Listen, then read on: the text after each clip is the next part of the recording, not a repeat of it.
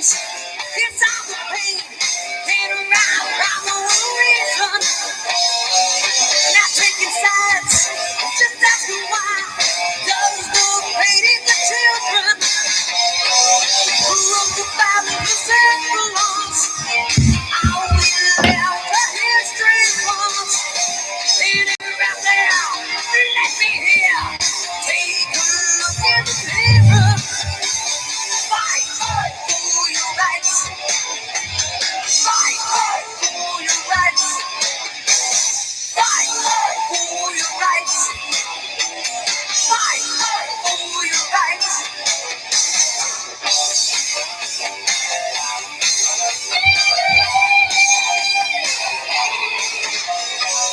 Can't name no names. Now who's to blame? Fools cry out in the sky. Cross waits in time. No comes right. No violated to the fire. My look across the truth. The color of my blood's the same. Stop break the chain is on the pain. And we all become one race. Fight for your rights. Fight for your rights. Fight for your rights. Fight for your rights.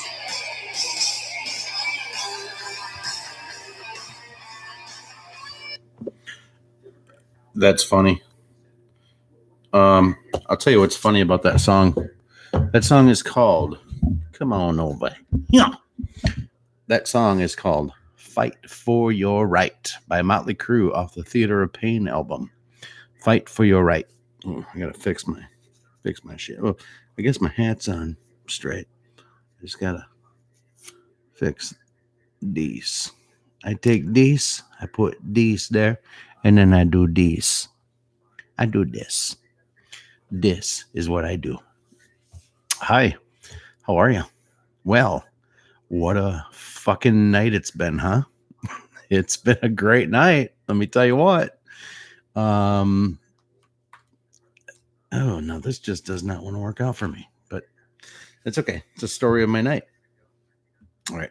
You're going to have to forgive me because this microphone is so good that it's picking up everything off the MSM, and this just ain't going to work. So you just, let you hear the rest of the song while I go shut that shit off because it sucks.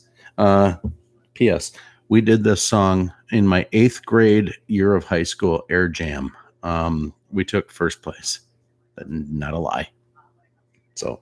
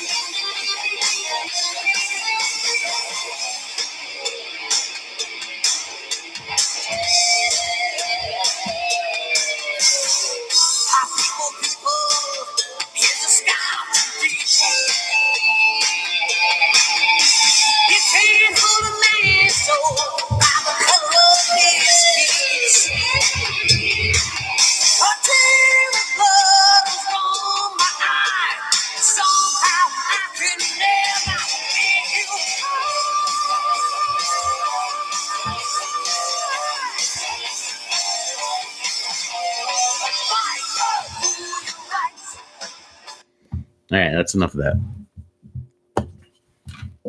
Fight for your rights. Fight. Oh, let me hear you say fight.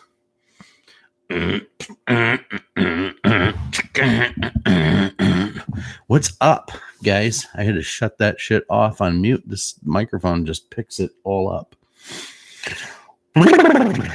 Crazy. Who's in the house? Who's here? All right, so I have theories. I've been writing down theories. You want theories? You want You want goodies? You want propaganda? You want goodness? I got it. So, who's here? Mr. Robert Wallace. Mr. Yeah, hey, don't. Dude, I didn't have a shovel. Otherwise, I would have, yeah.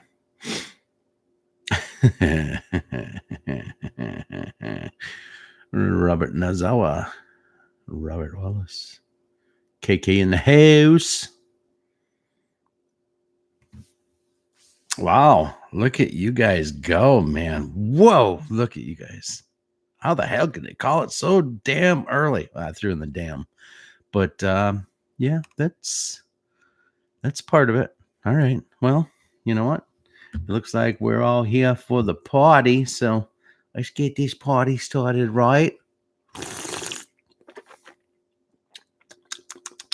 Let's get this party started quickly. Piece of ice. All right. So, guess what I did today?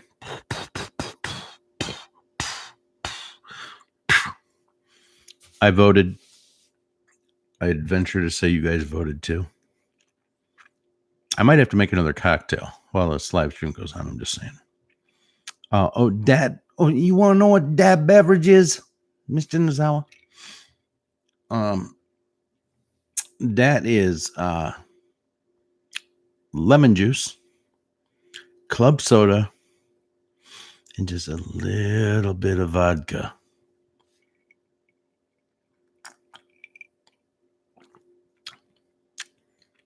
It's delicious. It's refreshing. It's wonderful. So, you guys are probably, I'm guessing, you've been watching the election coverage tonight. I had nothing better to do, so I've been doing the same. Oh, Chris Coon. See, I just cannot not say your name 3 times. No, hell no, I'm not ready for snow this weekend. No, I'm moving out with Robert Nazawa. We've already planned it. I get to live in the dog kennel. That's how that's going to go. No, I'm not ready for snow, but my snow blower is, because you have to have one of those when you live in Michigan. I live in Michigan. And we do know snow. Yeah, we know snow. Robert Nazawa, you ought to be a fortune teller, dude. Listen, I live in this really badass island, man. It's called Hawaii. It's actually an island off the island. It's called Oahu, and it's like nice here, like 99% of the year, and fruit grows on trees, coconuts and shit, and you can eat them. And yeah, I know we'd love it there, brah. I know. You'd love it here in the summer, Robert Nazawa. You would. You'd love it here in the summer. There's no doubt you would love it here in the summer. It's a beautiful place to visit. Like your place. I mean, if you think about it, honestly, sidetracking for a minute, okay? Because I'm going to get into this. But do we not take for granted the things in our lives that are familiar to us? Wow. You know what? Whoa. I just had like a moment. I was like thinking about like scenery, and I was thinking about things that are beautiful in our life that, are just things that maybe you guys don't ever get to see. And then all of a sudden I just equated it to like people in their relationships. And it's like, you know what? Sometimes we take that shit for granted too. Ooh. Profound, but way too much goddamn vodka in me to be this profound. So I'm going to let that go, but might have to revisit that someday. Might have to revisit that thought. So I had one of those. Anyway, yeah, it's a nice place, dude. Michigan is great about 8 or 9 months, about 9 months out of the year, because Spring's beautiful, fall's beautiful, and summer's just summer. So nothing like summer on the lake shore, which is what you say every day, except you say summer, just summer on the beach. Yeah, what's Chris Coon saying? You feel the pain. Yeah, I know you do, girl. You are a Midwestern. It's time to break out the totes with all the turtlenecks and the hoodie sweatshirts. It's time to break out the totes that have all the cold weather gear, because we damn sure get that here in the Midwest. But I think there's a certain part of it that keeps us, sane. Hello, fam. Hope everyone is well, keeping warm. It's 43 here in Portland. 43 in Portland. April, how could you be here? You must be a Democrat. You don't have to answer that, by the way. I'm just gonna make fun of where you live for a minute, but maybe you are. Maybe you broke out of the matrix there. You watch a farmer on YouTube, and I think he's from Robert Nazawa. What? You watch a farmer. What's he farm? Got to be apples or corn or reindeer, something. Anywho, yeah, I was going to come out kicking nice and loud and live and fast, and I guess we're going to slow it down a little bit. Let's slow it down. All skate. Everybody skate slow. God damn. Life is good. Yeah, it is.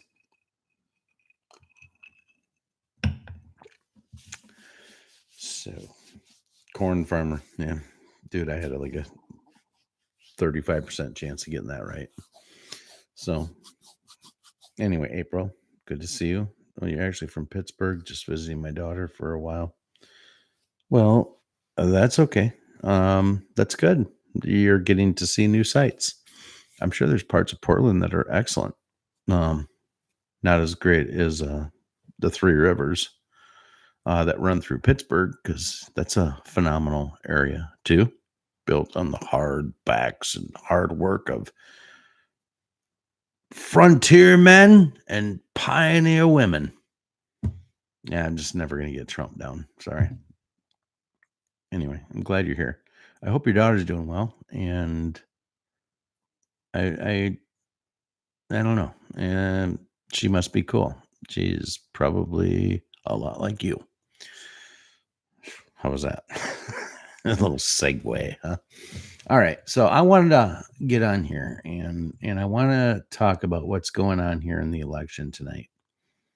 I made some notes. I don't know how much I'll stick to them, but I'm hoping that it will keep me on point. Portland actually looks a lot like Pittsburgh. Doesn't your daughter feel dumb? No, I'm just kidding. It's probably a dude that got her out there, right? Love will do the boogie woogie on your brain. Anyway, all right. So how do I want to start this? I know I've already technically started, but how do I want to start my montage? It's not a montage. It's a soliloquy. It's not a soliloquy.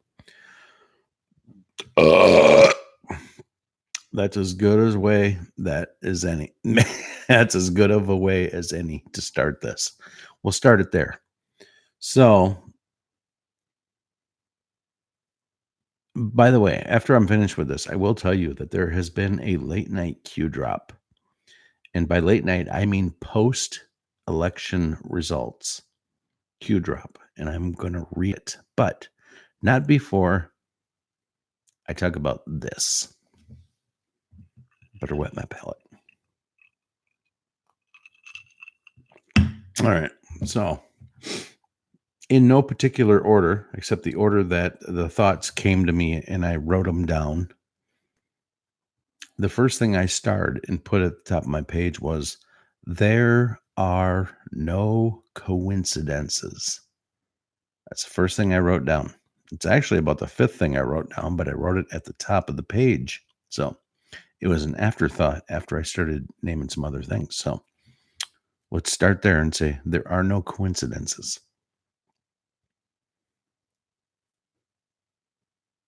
We are united.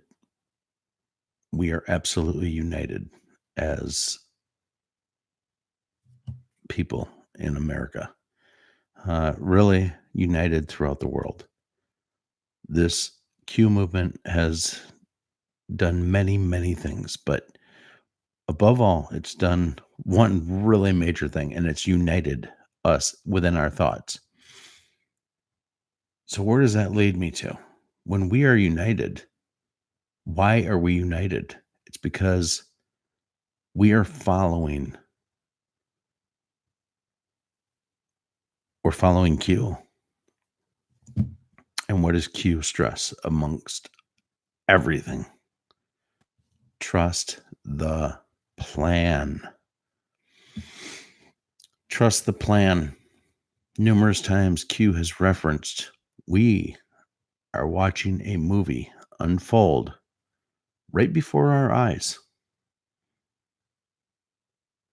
If that's true, and we are watching a movie, and we are to trust the plan, then we must trust that what has happened today in these elections has played out exactly like it was supposed to play out. And that was tough on me a little earlier, but I decided to have some introspect. I started to start. I started to start. I started thinking, and I seriously, I swear to God, I had this thought as I'm like walking around and I'm thinking about what's going on with this election. I'm like, Jesus, we got the House. We are losing the Senate. Why are we losing the Senate?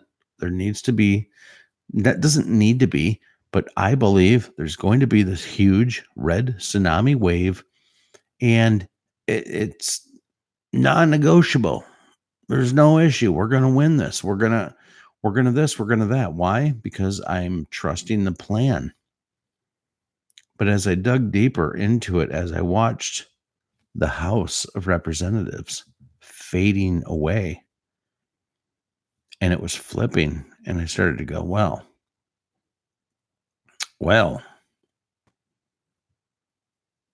I don't feel awesome about this. In fact, I really don't feel awesome about this. And I start letting things creep in my mind, like voter fraud, and which we've all seen. You know, you guys are truthers. You've seen what's been put out there by Project Veritas. You've watched it. You've seen it. And then I started to think, you know what? If I'm thinking it now while the vote's going askew, and I'm thinking that Q is playing something of what we would call 4D chess, then maybe, just maybe, us losing the House was meant to happen. Because how could anything be scripted the way it is? How could it ever be scripted? How basically every decision, there are things that are left to chance. There are. This election was not left to chance, to the point where Q said, see something, say something. Let's make sure there's no voter fraud. Let's make sure that we call out any kind of voter fraud. In fact, there's actively 29 different things that we're following that, we're making preparations for. These are all things that we were warned about. But what does Q also always say? Think logically. You have to think logically. And when I started putting myself in that perspective and I started thinking about that, and I'm like, Q always says, think logically. And I think if I'm watching the House disappear from the Republican Party, mind you, while the Senate, which is the important, powerful part, of what President Trump has. But if I'm watching the House disappear, then I have to believe that this is by design. In fact, maybe to a fault, and think Q and the Q team needed to make sure that we won the Senate, but that we lost the House. Think about it this way. You look at how much President Trump was stumping for the people in the House and the Senate over the last 3 months, but really over the last 11 days, or 6 days, 11 different locations he visited in 6 days. It's unprecedented. Was that all about winning the Senate and wrapping that up? And not, I'm not going to say not caring, but really needing the House, which has no power, but really about the House going back to the Democrats. Why? So that they could maybe expose themselves for the lunatics they are. Are they going to revisit this Kavanaugh thing? Are they going to try to revisit the Russian collusion? I would submit through deep introspect and really questioning how this could happen. And you're just getting me in my raw emotion right now as I break this down. But I would submit that it was probably imperative that we didn't win both the Senate and the House, because now we have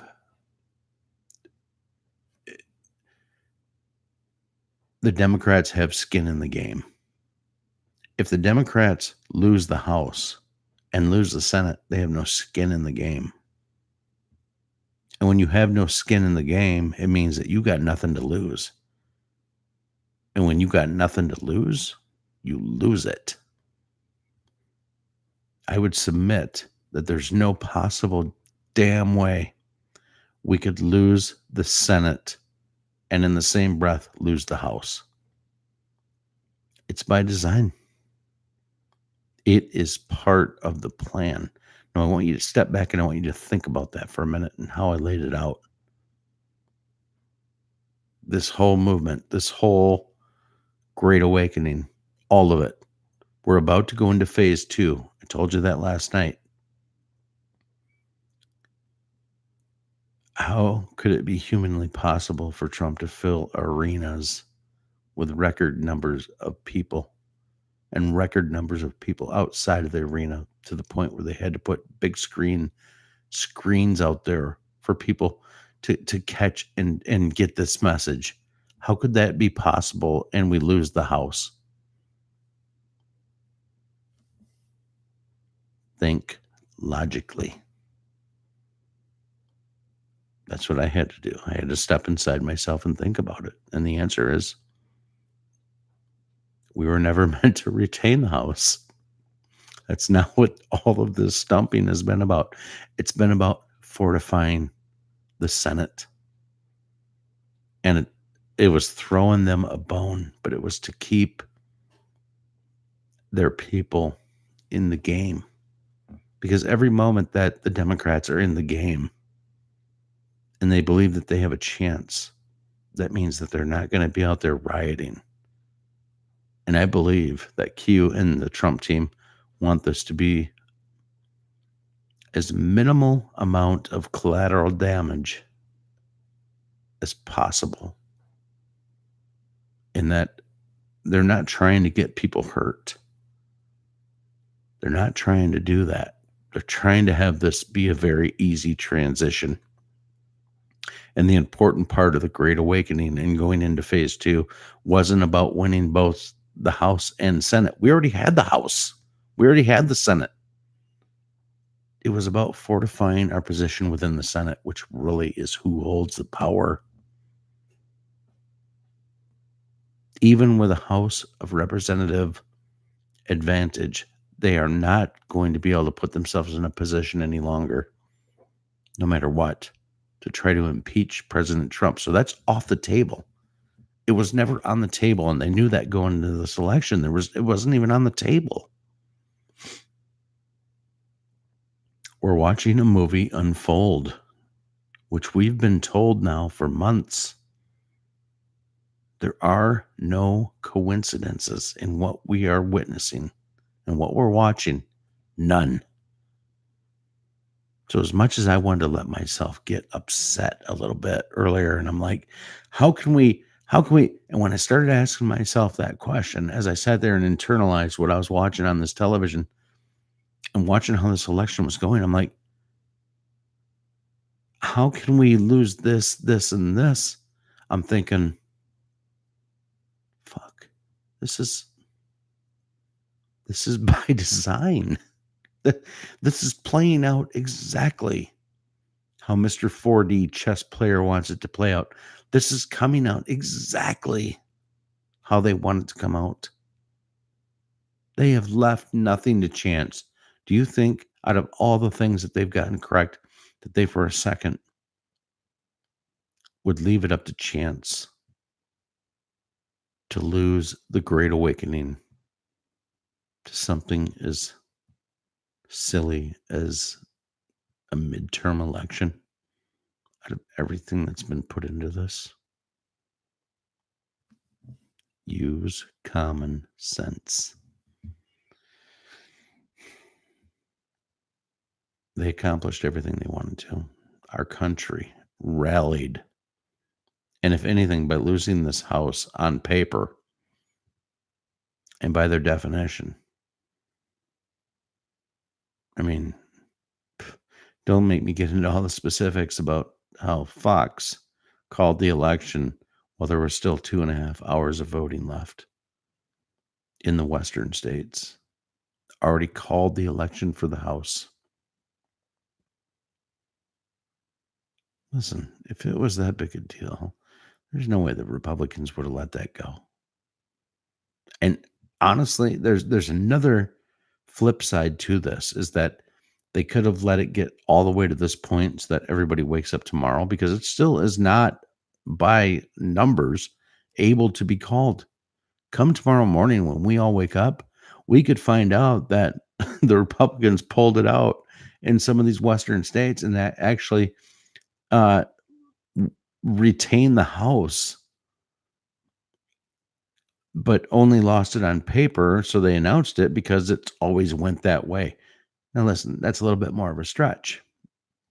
I like my first theory that they're letting the Dems retain the House so that they keep their skin in the game. I like that idea way better. But I will not be surprised if I wake up tomorrow and find out that, oh, fuck, we still won the House by like a vote, 2, maybe 3. I could see that. So this is by design, regardless. And the last thing I wrote down was nothing. This was a quote by Q, and I haven't read the Q drop yet, but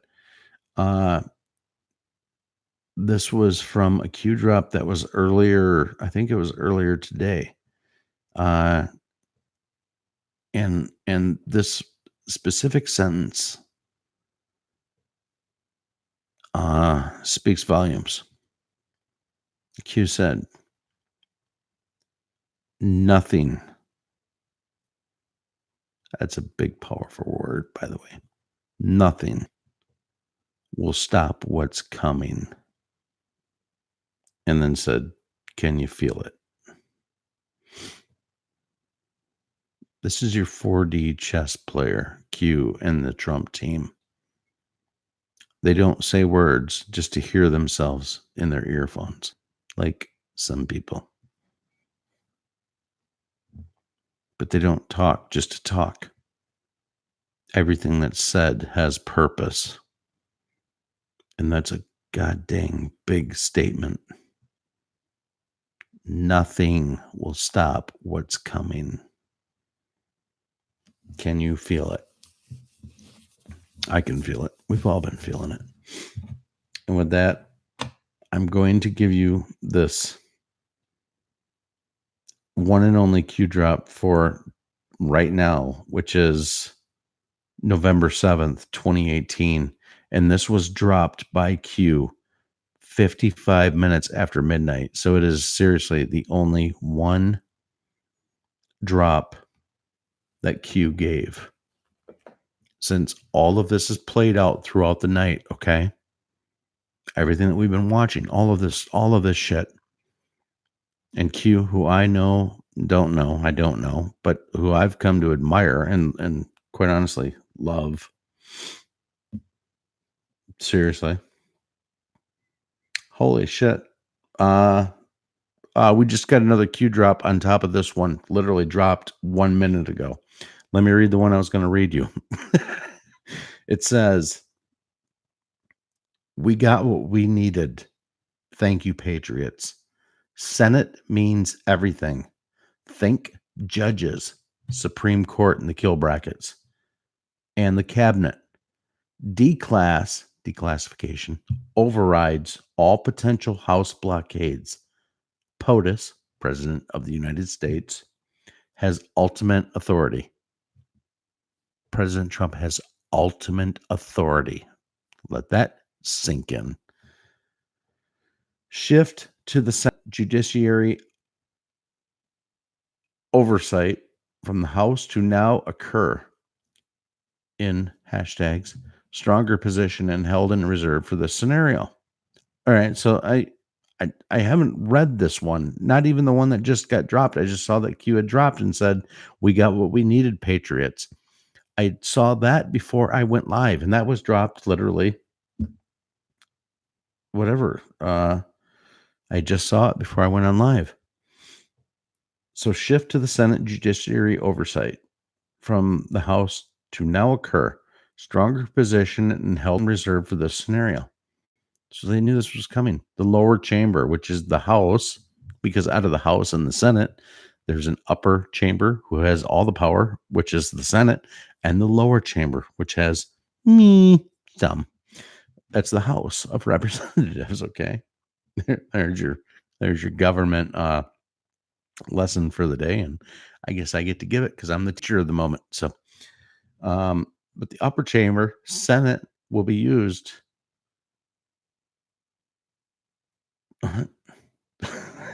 Lower chamber, which is the House, is used as a 2-year starter. The upper chamber, Senate, will be used next 2-year closer. Closer.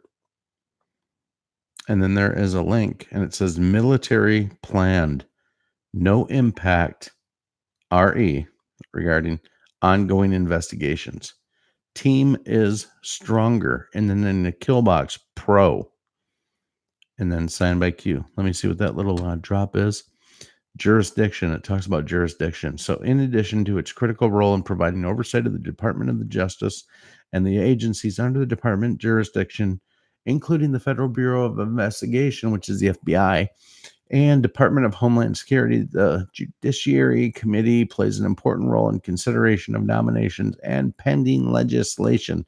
All right, so I ain't going to read any further than that because it's late and you all might go to bed if I read the rest of that shit, so fuck it. All right, so let's get right to the drop that just happened like a minute or two. Q says, I'm reading this right with you for the first time. Do you believe in coincidences? ?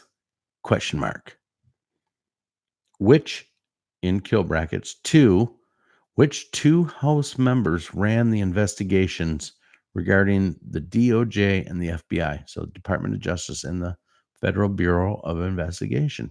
So which two ran it? Let's just go to the link that it puts up right after that. Goodlatte, Gowdy reach agreement with the Department of Justice. So Bob Goodlatte, the senator, and Trey Gowdy, the senator from South Carolina, is who Q is talking about right now. So which two House members ran the investigations regarding the DOJ and the FBI? Was Bob Goodlatte, which is, I think, the Senate Judiciary. He's not the community leader, but he is maybe when Chuck Grassley from Iowa steps down, and Trey Gowdy. So it says, after I read that, Goodlatte and Gowdy. It says Gowdy resignation. What role did he play regarding the House investigations? I mean, I guess to answer that just off my emotions is that he questioned the shit out of like Peter Strzok, and is pretty good at beating people up when he's questioning them. But regarding that stuff specifically, he beat the hell out of them. And so, what role did he play regarding the House investigations? And the House Oversight and Government Reform Committee chairman, Bob Goodlatte, resignation. So they're both resigning. Why? Let's find out. What role did he play in the House investigations? So both of these guys, Gowdy and Goodlatte, what role did they play in these resignations? Bob Goodlatte was the House Judiciary Chairman. Absolutely. House, arrow, arrow, arrow, Senate. House, arrow, arrow, arrow, Senate. House, arrow, arrow, arrow, Senate. And then it says Trust Grassley, Senate Judiciary Chairman. And then in the kill bracket, House of Cards, military planning at its finest. So trust Chuck Grassley, that old buzzard from Iowa, right? Trust him. And it's, I might just be this old Western Michigan boy who grew up playing football and wrestling and shit. But I think what this is telling us is that, well, I don't know, to be honest, but there's a reason they're bringing up Bob Goodlatte and Trey Gowdy. And I'm interested in, as it gets, to find out what this means. So there's that. But I'm very happy that we got a Q drop right in the middle of my rant. And Jesus, I'm surprised it's only been 37 minutes. I'm very happy.